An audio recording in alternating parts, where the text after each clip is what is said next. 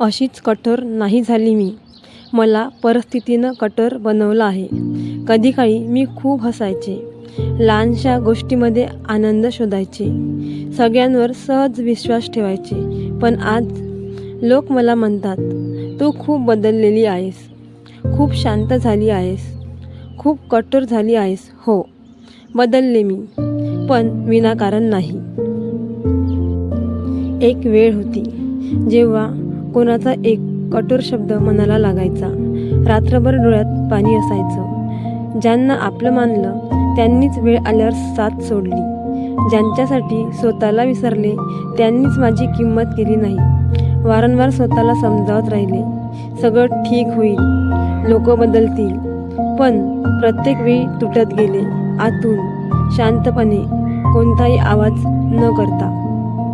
लोकांना फक्त माझा आजचा स्वभाव दिसतो, पण माझ्या आतल्या जखमा दिसत नाही. त्यांना माझं शांत राहणं दिसतं, पण त्या शांततेमागे किती वादळ गेलीत हे त्यांना दिसत नाहीत. त्यांना माझा कठोरपणा दिसतो, पण त्या कठोरपणाच्या मागे किती अश्रू आहेत हे कुणालाच दिसत नाही.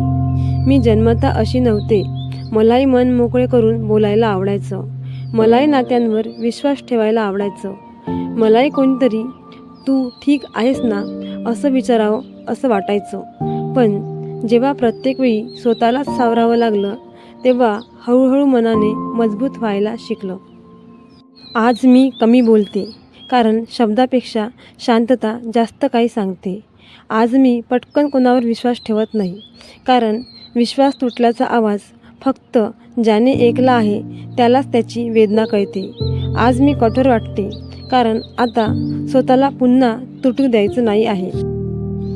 म्हणून जर तुम्हाला एखादी स्त्री शांत, दूर किंवा कठोर वाटत असेल ना, तर तिचा न्याय करण्याआधी एकदा तिच्या आयुष्याने तिला काय शिकवलं हे समजून घ्या.